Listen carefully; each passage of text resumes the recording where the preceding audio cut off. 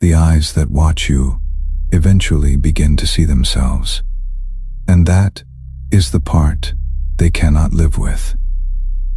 Let that sink in for a second, because here's a fact. More than 60% of people recruited into covert harassment programs end up quitting within the first year.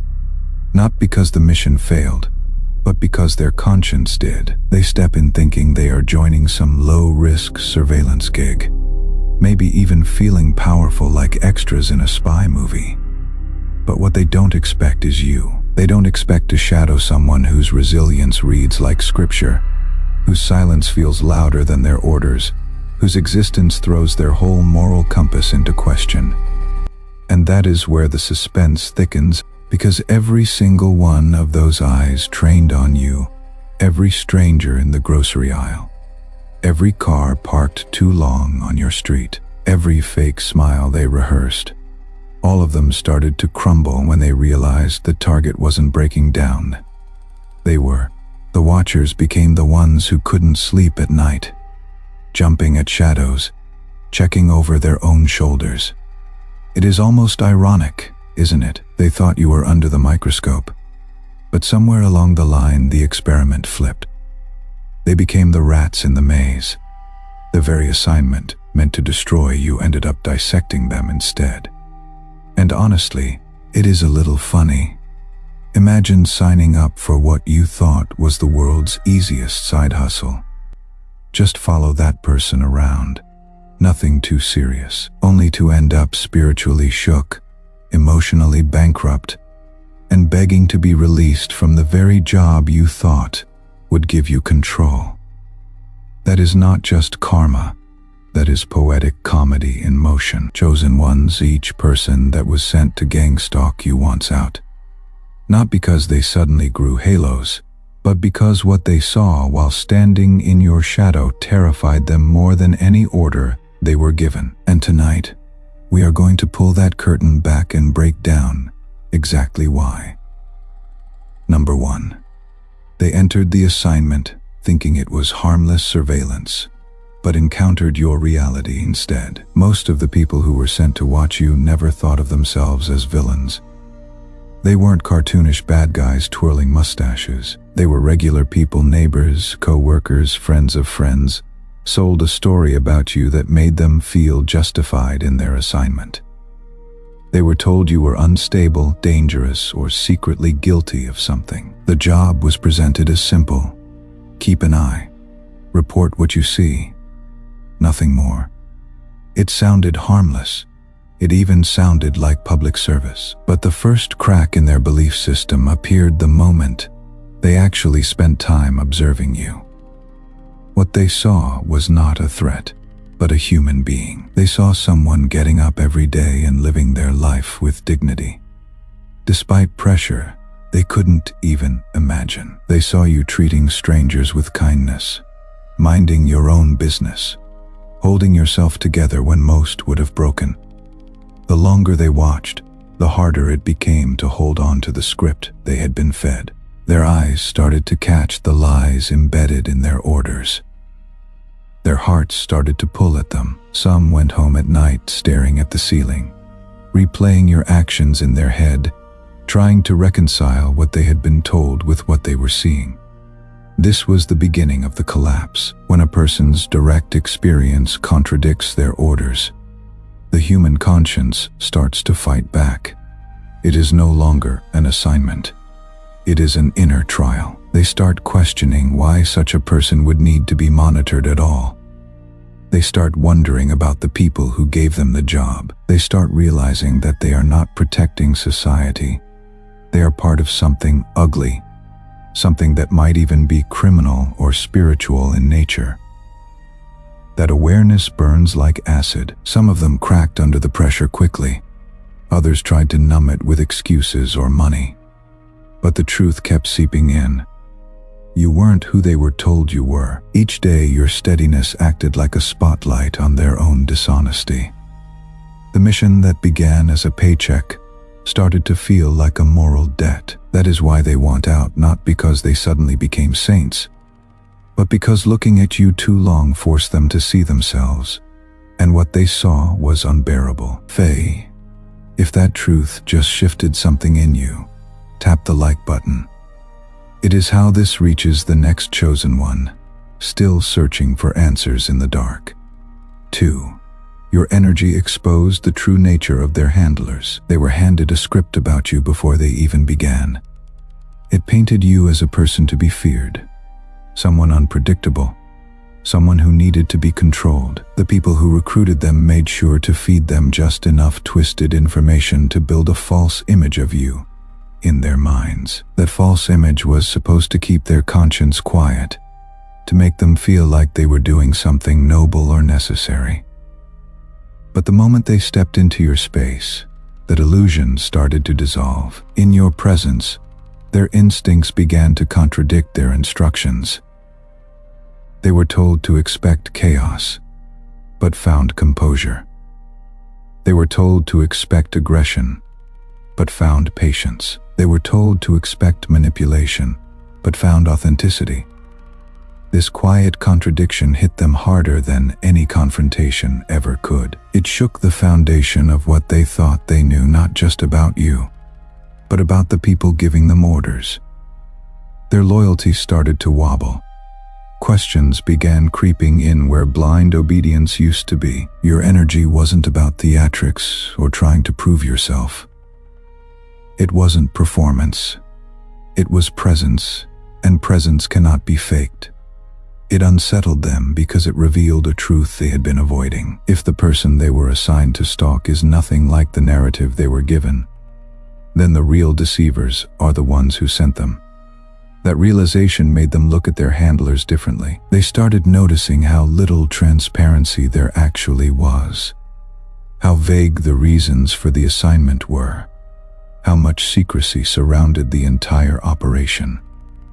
Once doubt takes root, it spreads fast. Some of them began talking quietly to each other, testing whether anyone else saw what they were seeing.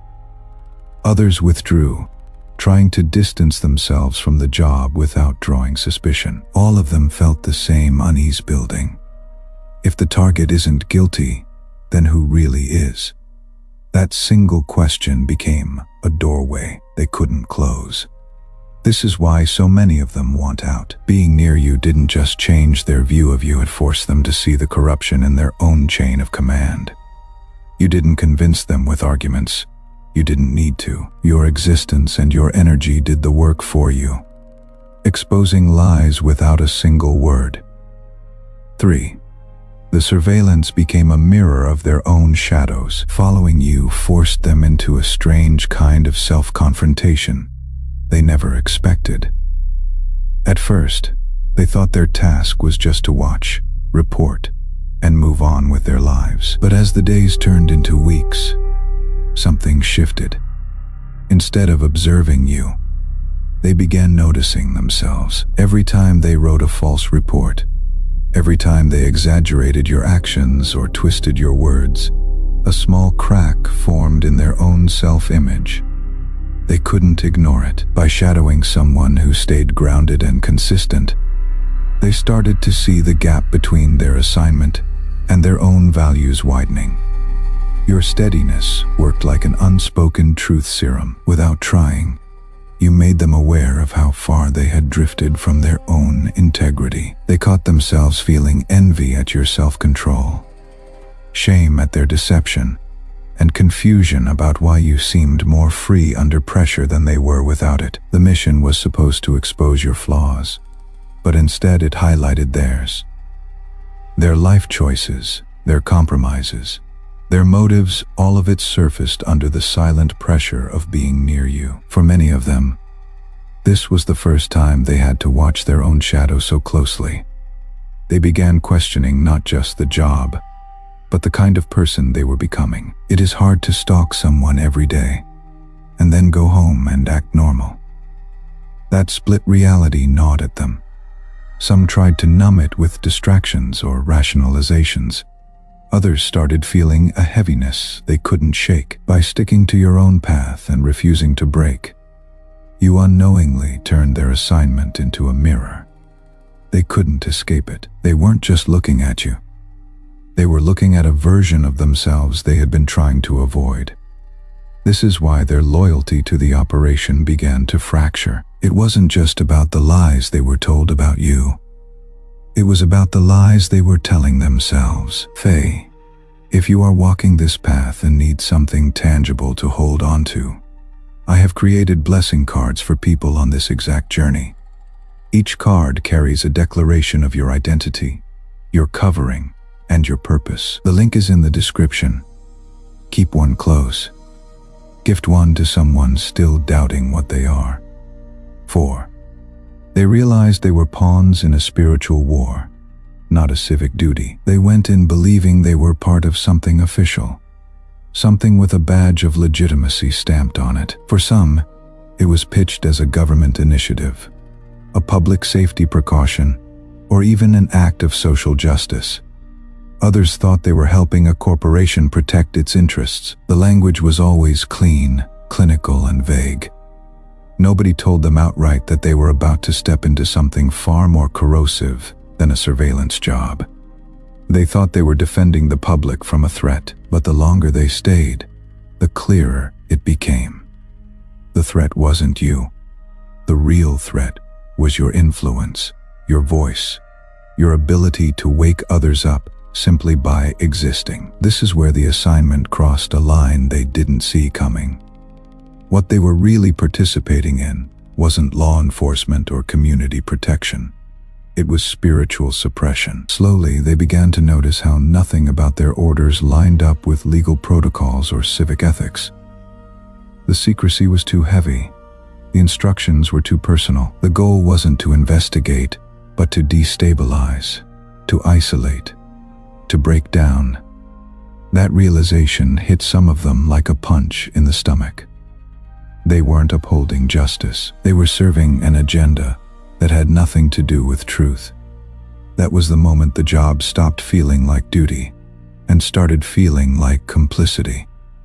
For many, it was a spiritual shock. They began to feel an unease they couldn't name, as if something inside them was warning them that they were on the wrong side of a much larger battle. They no longer saw themselves as protectors. They saw themselves as pawns. And pawns, once aware of the board they are on, will do almost anything to escape it. 5. Your daily life became their silent sermon. They were sent with a clear mission: disrupt you, provoke you, and collect proof that you were unstable or untrustworthy. Every instruction they received was designed to chip away at your composure until you cracked under the pressure. Yet the more they tried to unsettle you, the more unsettled they became. Instead of the angry, chaotic person they were told to expect, they met someone who moved with discipline, who stayed calm under tension, who chose grace over retaliation. Every small action you took, how you greeted strangers, how you stayed consistent in your routines, how you refused to descend into bitterness, became its own quiet rebuke to their orders. Your life became a sermon they couldn't tune out. You weren't preaching at them. You weren't trying to prove anything. But your steadiness spoke to something deep inside them. This was more powerful than confrontation, because it bypassed their defenses, arguments they could dismiss. But what they witnessed day after day, the self-control, the patience, the refusal to become the caricature you were painted, as worked like a truth hammer on their conscience. Many of them started to feel exposed, as though every time they wrote a false report or staged an incident, they were the ones being recorded. Your consistency stripped away their justifications. It was like trying to start a fire with wet wood. The sparks kept dying in their hands. Slowly, some of them began to admire you, though they couldn't admit it out loud. Others started to resent their own weakness, but the outcome was the same. Their assignment became unbearable. Faye, which of these signs have you witnessed in your own journey? Drop it in the comments below. I read every single one. Your words might be the exact confirmation someone else needs to hear today. 6. They witnessed unexplainable protection over you. They were trained to believe that you were vulnerable, isolated, and easy to corner. In their minds, the plan was simple: apply enough pressure, orchestrate enough inconveniences, plant enough seeds of chaos, and you would break. But what they began to witness shattered that assumption. Over and over, plans that seemed airtight fell apart without explanation. Accidents that should have harmed you missed by inches.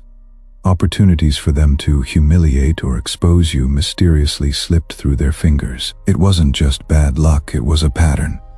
And patterns cannot be ignored. Each failed attempt was a quiet warning they didn't know how to interpret. Cars that were supposed to block your way broke down. Lies they tried to spread about you ended up unraveling before they gained traction. People they thought would turn against you unexpectedly defended you instead. The very infrastructure meant to corner you began to betray them. These weren't grand miracles with flashing lights. They were small, consistent disruptions, just enough to unsettle their certainty and stir their fear. That fear was a shift. They started wondering not what you could do, but what might happen to them for doing this to you. They began whispering to each other, second-guessing their orders, hesitating at the edges of their assignments. This wasn't just superstition. It was lived experience. They saw people around them, other operatives, even supervisors, facing inexplicable setbacks after crossing certain lines with you. Health issues, sudden losses, reputations collapsing. Life unraveling in ways they couldn't connect on paper, but felt deep down. You didn't have to fight them. You didn't have to threaten them. The unseen protection around you became its own language, a kind of silent perimeter they couldn't breach without cost.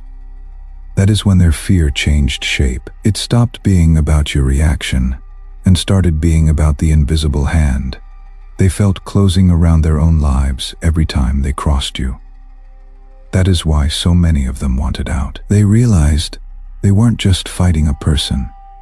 They were fighting something far bigger, and they were losing. Faye, if this truth has been a light in a dark season for you, consider supporting this work at the link below. Buy me a coffee. It keeps this message breathing and helps it find the next person still walking blind through what you have already survived. Every cup poured is a candle lit for someone still in the dark. 7. Their compensation stopped feeling like payment and started feeling like blood money. At first, the compensation felt like a reward. It was pitched as easy money or a harmless perk for doing a job that seemed routine. Some of them even bragged about it privately. Extra cash, favors, access to things they couldn't normally afford. But the human conscience is not a vault, it leaks. And over time, every deposit of money, every favor accepted, began to feel like a stain they couldn't wash off. What was once a paycheck started to resemble a receipt, a record of their participation in something ugly. They went home with pockets heavier, but hearts weighed down. Every time they spent it, they thought of you. Every time they held it, they thought of what they had done to get it. It didn't matter if the amount was large or small. The effect was the same. The compensation had become a physical reminder of a spiritual debt. Some of them tried to justify it. I am just following orders. It is not that serious. Everyone does it. But those excuses began to ring hollow. They noticed their own lives becoming restless, relationships strained, unexpected illnesses, a general sense of being cursed. For some, it showed up as nightmares. For others, as a loss of peace. This is why so many of them want out. They aren't just leaving because of moral guilt.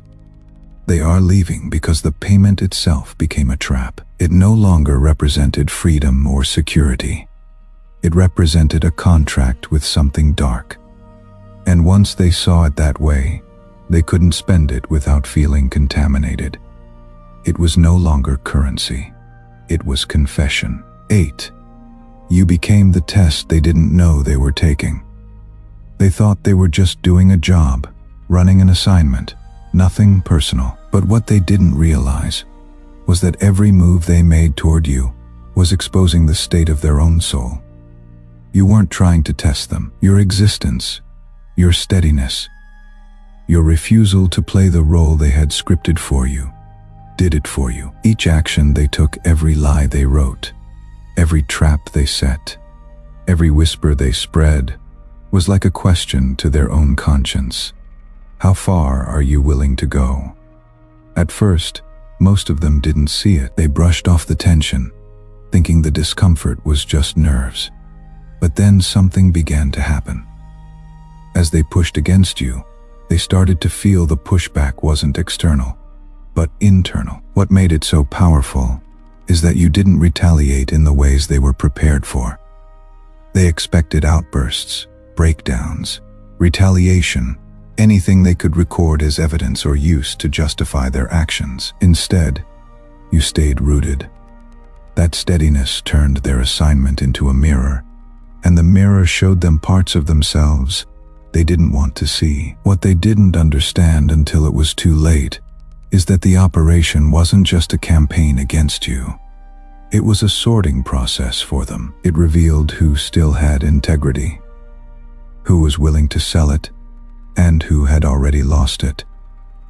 You weren't the only one under observation. They were too. By standing your ground and refusing to become what they accused you of being, you became the test they didn't know they were taking. And in that test, some lost, some cracked, but none walked away unchanged. Faye, if this is the kind of truth you have been searching for, the kind no one else is saying out loud, subscribe and turn on notifications. There is more coming that you don't want to miss. 9. The mask of anonymity shattered when you saw them spiritually. They had been promised invisibility. The way the operation was structured gave them a sense of safety-coded names, burner phones, staged roles, unmarked cars. They were assured that you had never know who they were, that they were nothing but shadows in the corner of your life, that anonymity was their armor. It let them do things to you they couldn't have done if you knew their faces. But at some point, something happened that pierced that illusion. It wasn't about you shouting names or exposing identities. It wasn't even about tangible proof. It was the way you started looking at them straight through the facade, straight through the mask they thought was impenetrable. There is a kind of recognition that isn't verbal. It is the quiet acknowledgement in your eyes that says, I see you, I know. And that was the moment their entire sense of security cracked. For the first time, they weren't hidden. They were seen not just as operatives, but as human beings with choices, flaws, and motives. That kind of seeing is deeply unsettling because it bypasses every layer of cover they have built. After that, many of them started withdrawing. They lowered their gaze when they crossed paths with you. They avoided eye contact. Some even tried to switch assignments. The moment you saw them spiritually, they felt stripped of their power. The mask wasn't just broken, it was gone. And once a person feels seen at that level, the game changes. Their confidence erodes. Their loyalty wavers. And fear takes over, not fear of you attacking them, but fear of being fully known. That is far more destabilizing than any confrontation ever could be. Faye, for the ones who have felt unseen, unprotected, and outnumbered, the blessing cards were made for exactly this. Each one is a daily reminder that what covers you cannot be breached by what was sent against you. The link is in the description. Carry it. Let it speak when you cannot. 10. They witnessed that hurting you brought consequences they couldn't escape. At first, they believed there was no cost to what they were doing. The assignment was presented as clean, compartmentalized, and consequence-free. They could harass, smear, sabotage, and then go home to their normal lives as if nothing happened. But over time, that illusion began to crack. Small disruptions started creeping into their personal lives. Jobs lost for no clear reason. Relationships breaking down. Unexpected illnesses.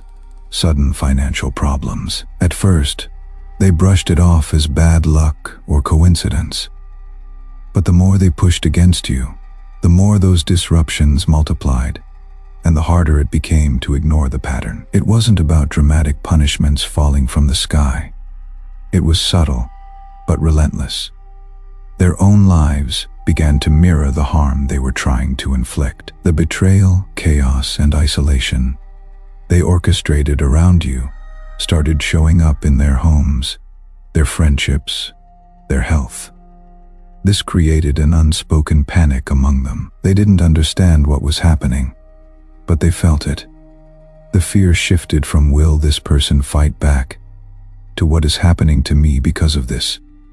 They began connecting dots they didn't want to connect. They began to wonder if there was a spiritual principle at work, a kind of boomerang effect, where every act of harm sent out returned to its source multiplied. This was the breaking point for many. They didn't leave because someone threatened them, or because their pay stopped. They left because they couldn't outrun what was happening to their own lives. Hurting you became like signing a contract with chaos, and chaos doesn't negotiate. 11. Your story became their silent confession. They started out believing the story they were given about you. It was rehearsed for them, facts twisted, details exaggerated, and motives fabricated to paint you as a danger or a fraud. But as time went on, the cracks in that narrative widened. The more they observed you, the harder it became to reconcile what they had been told with what they were seeing right in front of them. You didn't give long speeches to change their minds. You didn't plead your case. You just kept living your truth. And that truth spoke louder than any propaganda. Day by day, their inner dialogue started to change. The reports they wrote began to sound different in their own heads. This person is innocent. This person is chosen. This person does not deserve this. They wouldn't dare say it out loud at first, but the words were already there, echoing in their thoughts like a confession they couldn't stop making to themselves. This was the most dangerous shift for the operation, because it wasn't just disobedience, it was conversion. They were no longer just watching you. They were silently agreeing with you. Your life became a mirror that reflected their own choices back at them. Each day, they spent shadowing you as a silent admission of guilt, a mental courtroom where they were both the witness and the accused. Some started slipping away, refusing new tasks. Others tried to sabotage the operation from within. The narrative that once justified their actions had been replaced by a new one, your story. And once that shift happened inside them, there was no way back. This work takes time, intention, and faith to sustain. If these truths have helped you stand taller or breathe easier, buying me a coffee through the link below is a way of saying, keep the light burning. I will keep showing up as long as you keep needing this. 12. They discovered they were being watched too. They stepped into the assignment, believing they held the power. They were the eyes in the shadows, the ones with the information, the ones doing the watching. That belief gave them a sense of superiority and safety. But over time, subtle details began to chip away at that illusion. Instructions that should have been private somehow leaked back to their supervisors. Conversations they thought were off the record were repeated back to them word for word. Changes in schedules or assignments happened without explanation, as though someone had been tracking their every move. It dawned on them slowly, but unmistakably, they weren't just the watchers. They were being watched too.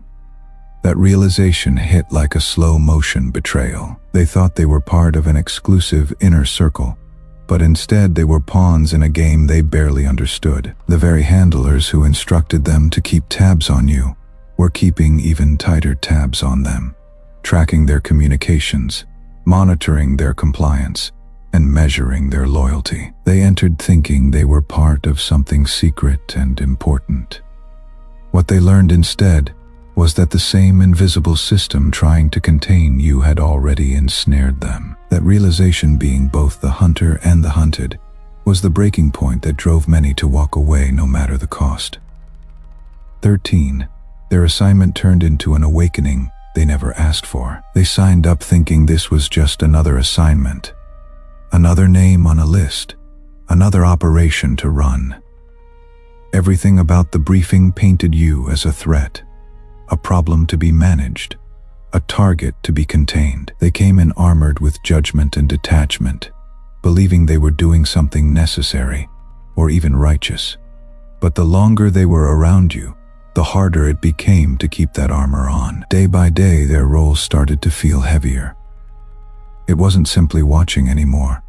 It was being confronted. Your steadiness under pressure, your refusal to collapse under isolation, your quiet dignity in the face of their tactics, it unsettled them. It began to gnaw at their own self-image. They weren't the heroes of the story they had been told. They were the oppressors.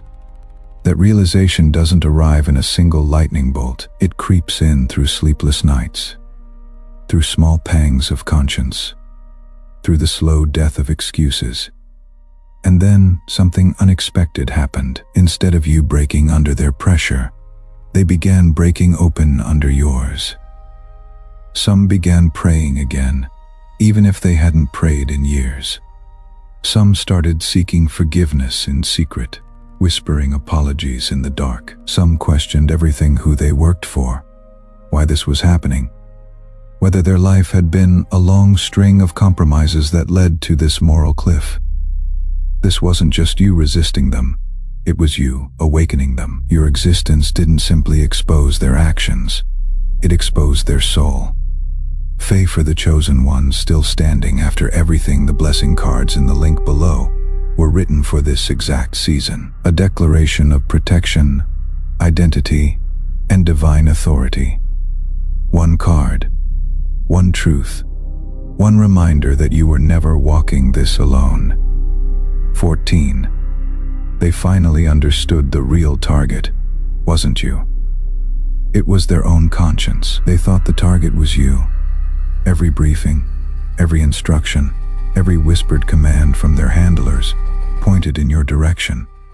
But over time, the cracks in that story widened. Every time they spied, manipulated, or sabotaged, it left a residue on their soul. Small decisions began to weigh heavier. Sleepless nights turned into full-blown insomnia. They thought they were hurting you, but the deeper wound was happening to them, eroding their sense of self, stripping away their ability to see themselves as the good guys. That is when the truth dawned on them. You were never the real target they were. The operation wasn't simply surveillance, it was corrosion. By participating, they weren't neutralizing you. They were neutralizing their own humanity. For some, that realization came in a single shocking moment, watching you stand unbroken after everything they had done.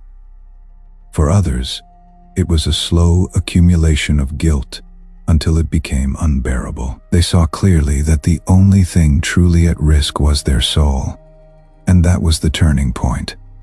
They didn't just want out of the assignment, they wanted out of the person they had become within it. The same system that thought it could use them to crush your spirit had inadvertently forced them to face their own. Every tactic, every scheme, every whispered instruction was meant to box you in, but instead it revealed the box they were living in themselves. They arrived as watchers, but ended up being watched. They came as oppressors, but left as people awakening to their own conscience. Your discipline, your grace, your inexplicable protection, and your refusal to collapse dismantled the narrative around you. Without preaching, you preached. Without fighting, you exposed. Without trying, you woke people up. Even the ones who came to harm you couldn't escape the lesson you carried inside you. The attempt to contain one awakened soul can end up awakening others. They thought they were silencing you, but you were silently teaching them. The operation designed to erase your light ended up illuminating the shadows in their own hearts. You are living evidence of that truth, and that is why, now, so many want out. Faye, if this message carried you through something today, if it helped you make sense of what has been happening around you, consider buying me a coffee through the link below. It is not about the amount. It is a way of saying, this truth matters. Keep it moving. Every cup poured reaches someone still wondering why their life feels like a battlefield. Faye, if someone you know is walking this path alone, still confused, still doubting, still wondering why everything feels like a war, share this with them. Don't let them sit in the dark when the light is one click away. Your share might be the moment their confusion finally becomes clarity. God bless you.